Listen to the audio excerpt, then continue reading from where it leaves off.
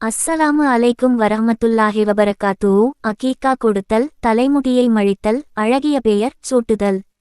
அல்லாஹு தஆலா தன் கருணையினால் அடியார்களுக்கு குழந்தை பாக்கியத்தை அருளுகின்றான். அந்த பாக்கியத்திற்கு நன்றி செலுத்தும் பொருட்டு அகீகா கொடுக்கும்படி கட்டளையிட்டுள்ளான். ஆகவே குழந்தை பிறந்த 7ஆம் நாள் அகீகா கொடுக்க வேண்டும். மேலும் அதன் தலைமுடிகளை மழித்து அவற்றின் எடையளவு வெள்ளியை தர்மமாக கொடுக்க வேண்டும். அத்துடன் அதற்கு ஒரு அழகிய பெயரை சூட்ட வேண்டும். இதுவே நமது நபியவர்களின் போதனையும் வழிமுறையுமாகும். நபிகள் நாயகம் ஸல்லல்லாஹு அலைஹி வஸல்லம் அவர்கள் அருளினார்கள், யாருக்கு குழந்தை பிறக்குமோ அவர் அதற்காக அகீகா குர்பானி கொடுக்க வேண்டும். ஆண் குழந்தையாக இருப்பின் 2 ஆடுகளும், பெண் குழந்தையாக இருப்பின் 1 ஆடும் குர்பானி கொடுக்க வேண்டும். ஹதீஸ் ஷரீஃபில் அகீகாவுடைய குர்பானியை பற்றி ஆர்வப்படுத்தி கூறப்பட்டுள்ளது. மேலும் அதை ஒரு விரும்பத்தக்க அமலாகவும் ஆக்கப்பட்டுள்ளது என்பதை அறிந்து கொள்ளவும். அகீகா கொடுப்பது பர்ரோ வாஜிபோ அல்ல. ஆகவே அதை கடன் வாங்கி கொடுக்க வேண்டுமென்று அவசியமில்லை. அவ்வாறே ஆண் குழந்தைக்கு 2 ஆடுகள் அகீகா கொடுத்தே ஆக வேண்டுமென்ற அவசியமில்லை. ஆனால் வசதி வாய்ப்பிருந்தால் 2 ஆடுகள் குர்பானி கொடுப்பதே சிறந்ததாகும். அவ்வாறில்லையானால் ஒன்றே போதுமானதாகும். நபிகள் நாயகம் ஸல்லல்லாஹு அலைஹி வஸல்லம் அவர்களும் தமது பேர பிள்ளைகளான ஹசன், ஹுசைன், ரலி ஆகியோருக்காக 1 ஆட்டையே குர்பானி கொடுத்தார்கள். ஆகவே வசதி வாய்ப்புள்ளவர்கள் அகீகா குர்பானி கொடுக்க வேண்டும். ஏனெனில் அதன் பரக்கத்தால் வரக்கூடிய சகலவிதமான ஆபத்துகளில் இருந்தும் குழந்தை பாதுகாக்கப்படும். அகீகா கொடுத்த பிறகு அடுத்த அமல் குழந்தையின் தலைமுடிகளை மலிப்பதாகும். மேலும் அந்த முடிகளின் எடை அளவுக்கு வெள்ளியை தர்மமாக கொடுக்க வேண்டும்.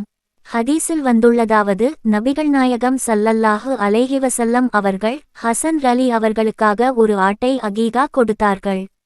பிறகு தமது மகள் பாத்திமா ரலி அவர்களிடம் குழந்தையின் தலைமுடிகளை மழித்து அதன் எடைக்கு வெள்ளியை தர்மம் செய்துவிடு என்று கூறினார்கள்.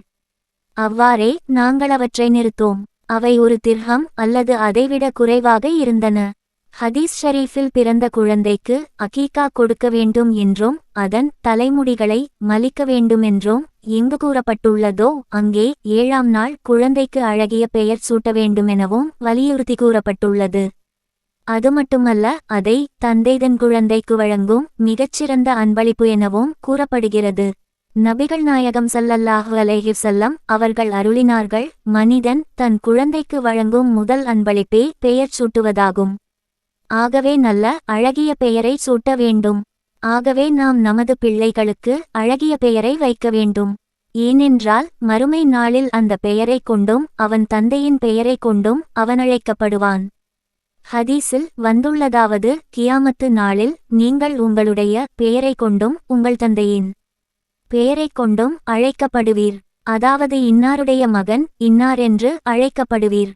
ஹதீஸில் நல்ல பெயர்களையும் சுட்டிக்காட்டப்பட்டுள்ளன. நபிகள் நாயகம் அவர்கள் அருளினார்கள், உங்களது பெயர்களில் அல்லாஹ்வுக்கு மிக விருப்பமான பெயர் அப்துல்லாஹ், அப்துர் ரஹ்மான் என்பதாகும். மற்றொரு ஹதீஸில் வந்துள்ளதாவது, நபிமார்களின் பெயர்களைப் போன்று பெயர் சூட்டுங்கள்.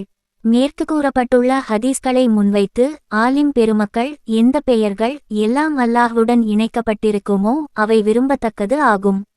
மேலும் எந்த பெயர்கள் எல்லாம் அல்லாஹ் அல்லாதவர்களின் பக்கம் இணைக்கப்பட்டிருக்குமோ அவை ஹராமாகும் என்கிறார்கள்.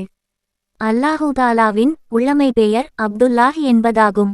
மேலும் தன்னை பெயர்களில் அர்-ரஹ்மான் என்பதே மிகுயர்ந்ததும் அல்லாவின் அருளை வெளிப்படுத்தக்கூடியது ஆகும். ஆகவே இந்த 2 பெயர்களையும் இணைத்து பெயர் சூட்டுவது விரும்பத்தக்கதாகும். இவ்வாறே இதரத்தன்மை பெயர்கள் சத்தார், அப்பார், வஹாப், ரஜ்ஜாக், குத்தூஸ் முதலான பெயர்களுடன் அப்து என்ற வார்த்தையை இணைத்து அப்துல்பார், அப்துல் வஹாப் மற்றும் அப்துல் குத்தூஸ் என பெயர்களை சூட்டுவது மிகச்சிறந்ததும் உயர்ந்ததுமாகும். ஏனென்றால் வணங்கப்படுபவனெனும் அந்தஸ்து அல்லாஹு தஆலா ஒருவனுக்கு மட்டுமே உரித்தானது. எனவே நபிமார்கள், சஹாபாக்கள் போன்றோரின் பாக்கியம் பொருந்திய பெயர்களை சூட்டுவது சாலச்சிறந்ததாகும். அவ்வாறு சூட்டுவது பிள்ளைகளின் வளர்ப்பில் இது பெரும்பயனையும் வருங்காலத்தில் சிறந்த நற்பெயர்களையும் பெற காரணமாகும்.